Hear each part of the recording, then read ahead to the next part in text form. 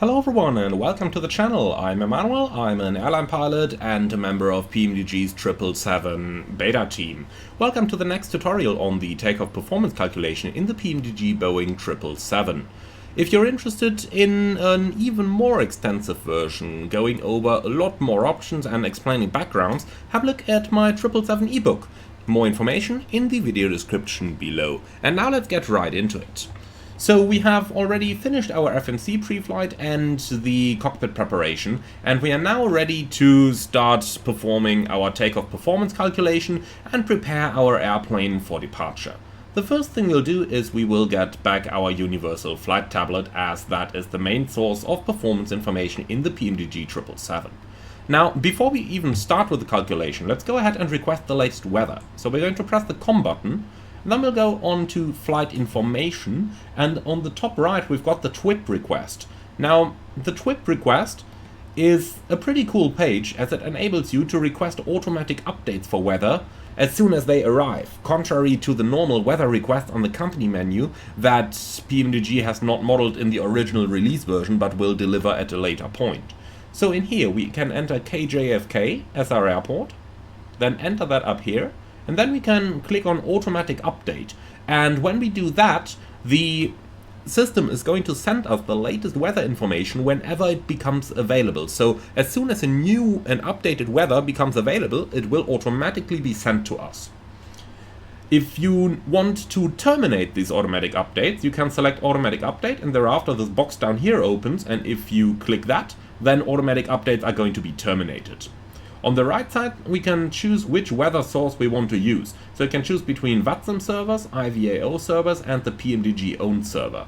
We're going to use the PMDG server today, and now I'm going to press the send button, and that is going to send the automatic weather request. Alright, send shows down here, and with that the request is sent. It can take a little time until the weather request comes back to you, so in the meantime let's go ahead and talk about our further procedures. On the FMC, we first of all have to enter the zero fuel weight. Now, I've just done this prior to the start of this video already, but here are a couple different methods on how you can do that. So, at any time, as long as the scratch pad is empty, you can just click the LSK next to it, and it is automatically going to populate the current zero fuel weight, which you can then insert into the field over here. Now, you can also go down to the payload summary page. You'll find that under menu, FS Actions, Payload, and in here you can find the zero fuel weight, as well as the current center of gravity, which is going to become relevant later on. For now, we have entered the zero fuel weight, verified that the fuel is sufficient for the flight, and verified our gross weight for the takeoff. Now we can go on with our weather. We've just heard the chime indicating that the weather request has arrived. We can see it up here in the iCast, or we can just view the big version of it down here in the new messages. And if we have a look over here, we can see that our weather is now shown over here. So we've got a wind 250 at 13, 10 miles, few clouds at high level, 32 degrees centigrade, altimeter 2988. Whenever a new QNH is received, verify it on your flight instruments and displays. So now we can cancel this. And this is going to remove this message, and we can see that now the TAF has arrived as well, which we can also pull up down here, have a complete look through, and then cancel again. If you have already closed your weather request but still want to access it again, you can use the review page down here. Then we're looking for uplinks. An uplink is information sent to the aircraft, while a downlink is information sent from the aircraft to the ground. So we're looking for uplink. And then down here we can take the latest weather of 2253, display that over here, and here is our weather again. So now let's bring the universal flight tablet back into play. We're going to leave the EFB app, and we're going to enter the performance tool down here. Now we can just import our departure airport from the OFP, select the runway as needed, so 31 left is what we are going to take today. Now comes the next step, and that is verifying the runway length. Now, the Universal Flight Tablet imports the length of the runway from the flight simulator's own data, but that is not always correct. For example, if we take a look at the ground chart of Kennedy Airport down here, we can see that 31 left is actually 4,423 meters. So sometimes the simulator doesn't show you the displaced threshold, so the length we've got in the UFT is probably only from here to here and not the entire runway length. For that reason, always verify the runway length, and you can also use this in order to calculate intersection takeoffs. Some airports publish the intersection length directly in the charts. With others you might have to calculate. For example, if we wanted to calculate for intersection Yankee on 31 left, we'd have to shorten the runway by this distance here. Now this distance we can use and put that down here onto the scale, and that's approximately 400 meters as we can see. So if we shorten this by 400 meters and just take 4,000 meters of takeoff runway, then we have calculated our intersection Yankee takeoff distance. And we are going to do this right over here. So runway length, we are going to remove all this and enter 4,000 meters. Next up is the runway condition. Now, there are several different runway conditions available in here according to the real performance tool, but the simulator basically knows only 3. So the simulator only knows either a dry runway, which we clearly have today, or a wet runway when it's raining, or a snow-covered runway for which you can use the dry snow figure down here. Today we've got a dry runway, so that is what we're going to use. Next up we end up on the aircraft tab, and down here again we've got several different settings. We're going to start with those that we need to enter in all cases, so the weight and the CG. For the weight, use a conservative value. We've got a growth weight of 272.3 at the moment, and if we take a look into our flight plan, then we can see that we've got a taxi fuel of almost 1,000 kilos planned today. But that would give us a takeoff weight of 171.4 if we round everything. But be conservative. If we use 272, that's going to be completely fine. So weight 272,000, and that's it. Center of gravity, you can either find that on the takeoff page, so if we skip forward down here onto takeoff, on the CG field, you click next to it, it's going to enter it automatically. Or if you prefer not to do that and keep things realistic, then let me just go back to the performance page. If you prefer to keep things realistic, you would get it from the load sheet, or you can simulate that by using at the payload summary page down here, where we've got the center of gravity shown as 30.6 as well. So today, let's just enter 30.6 into here, and that's it. Now we can go on with the other fields we have available. So we've got the flap configuration. By default it's set to optimum, but you could manually choose between 5, 15 and 20. 5 is the standard configuration in the Boeing 777, and the optimum setting is going to give you that as well. 15 and 20 are normally only used if you either have a very heavy aircraft or if you've got a short runway or any other factors where the Universal Flight Tablet determines that it is more optimal to use a flaps 15 or 20 takeoff.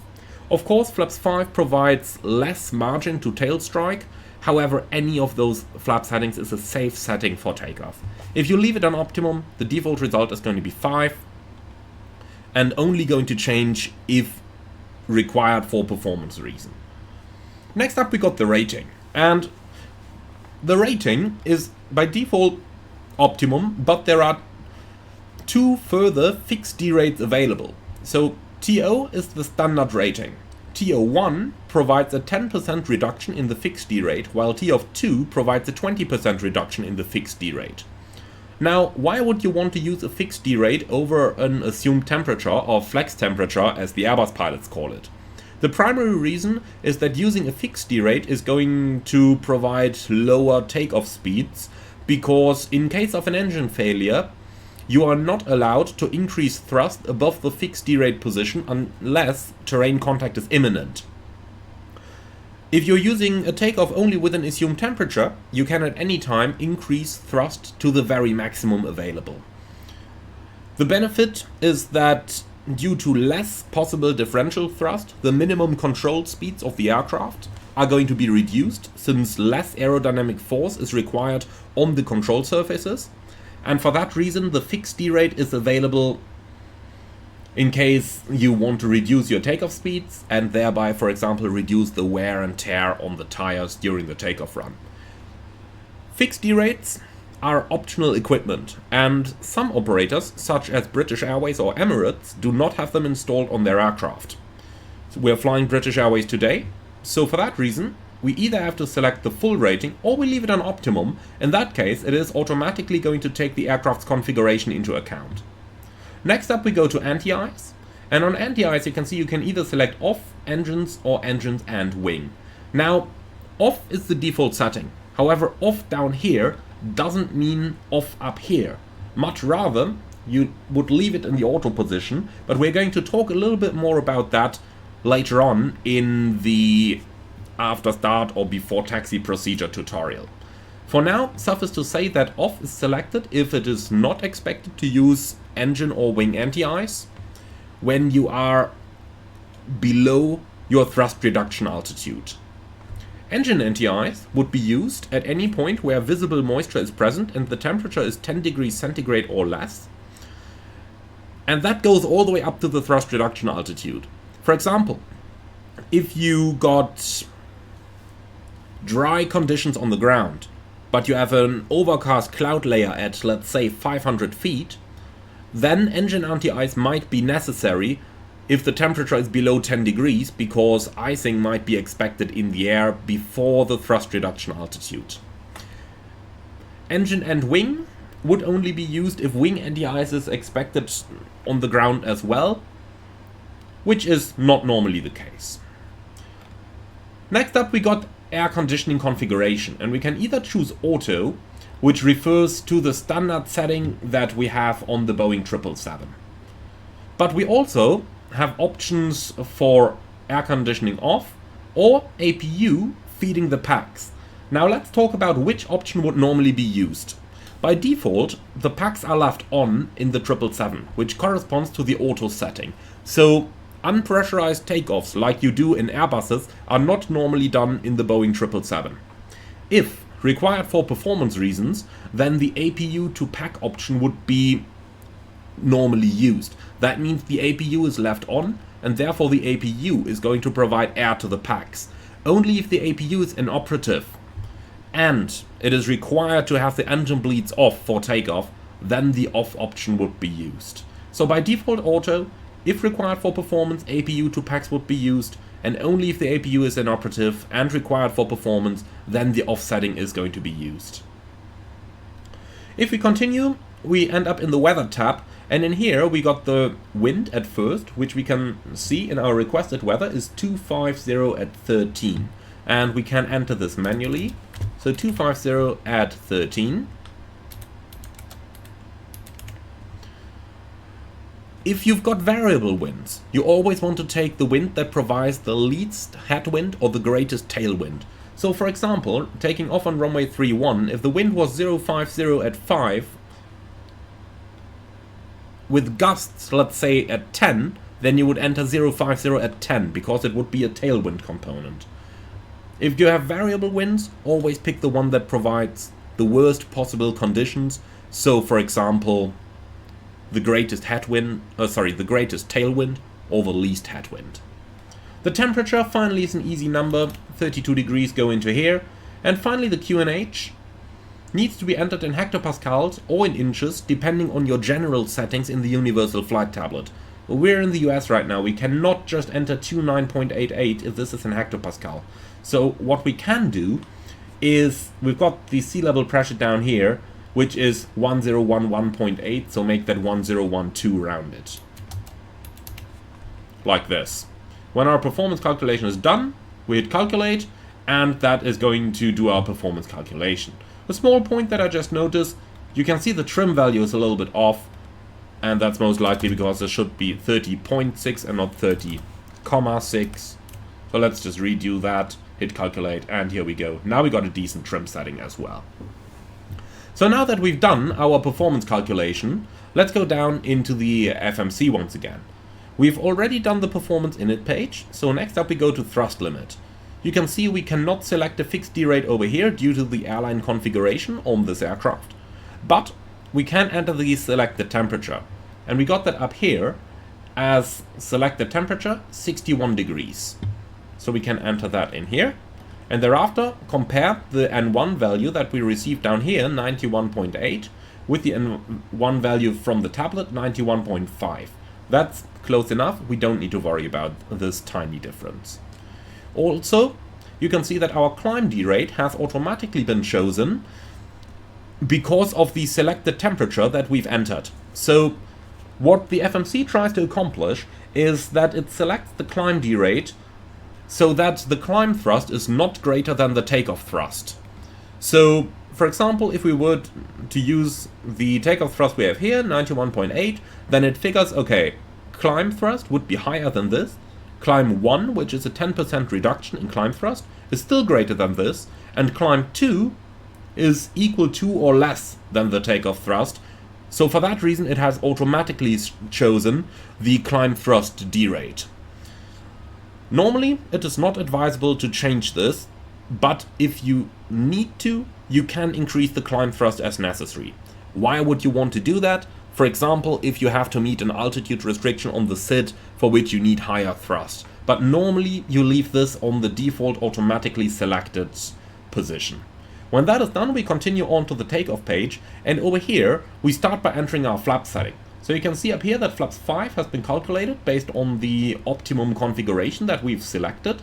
So we're going to enter flaps 5 in the takeoff reference page. The center of gravity, 30.6, can either be automatically called up if you just click the LSK next to the field with an empty scratch pad, and then you can enter that, or you could go ahead and type that in yourself, like 30.6, and insert it in here. Note that the FMC is going to round it to the next full number and base the trim setting of that. So we can see 4.50 units of trim in here versus 4.52 units of trim in the Universal Flight Tablet. The 777 itself only knows the trim down to 0.25 units accuracy. For that reason, just make sure that they are close to one another. They don't have to be exactly the same. Next up, we reach our takeoff speeds, and we can see that our Universal Flight Tablet gives us 163, 168, 171. Now, the FMC has slightly different speeds over here. There is a reason for that, and that reason is that the FMC does not know about any runway shortening, and the FMC is not as accurate. So the FMC provides a good default, but is not 100% accurate. If the FMC speeds are within 1 knot of the speeds from the Universal Flight Tablet, then the FMC speeds can be used. If they differ by more than 1 knot, we need to establish the reason why. For example, we've got the V1 that is 2 knots different.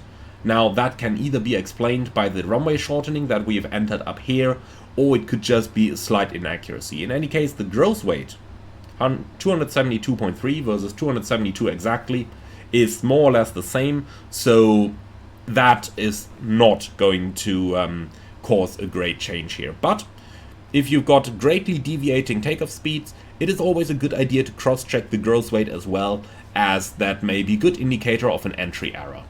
Today we take the master speeds, so the speeds from the Universal Flight Tablet, which always take precedence over the FMC. So we've got 163 knots as V1, and our rotation speed and V2 are within 1 knot from the speeds of the UFT, so we can accept those speeds down here. Finally, we go to the next page and verify our acceleration height, which we can see is 1000 feet based on the Universal Flight Tablet, and we also have 1000 feet as engine out acceleration height in our FMC. Finally, we're going to go back to the takeoff ref page on the left side, and we're going to show the legs page on the right hand side, and that concludes our setup of the FMC and our takeoff performance calculation.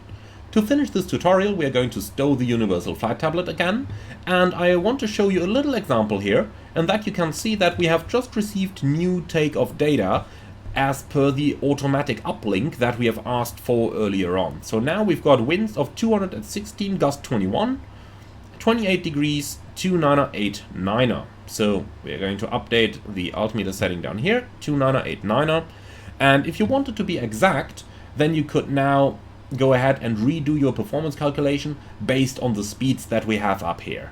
For the purpose of today's tutorial, since I do not want to confuse you too much, with the newly updated weather. We are just going to leave our performance as where it is over here, but if such an update is received in the real world, you would redo your performance based on the information that I just gave you as part of the tutorial.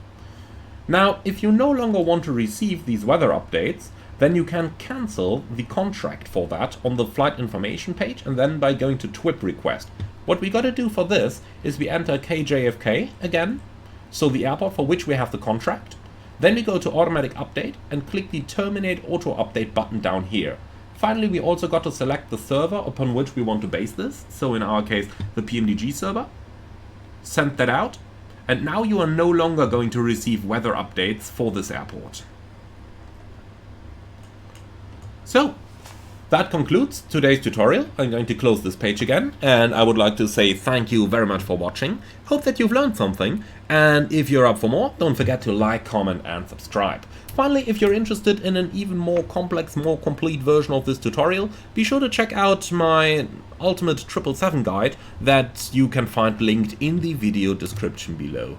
Thank you very much for watching. I hope to see you all again on the next one. In the meantime, like, comment and subscribe. And if you really like what I'm doing, I would appreciate a small donation through the Buy Me Coffee link in the video description below. Thank you for watching and see you all again on the next one.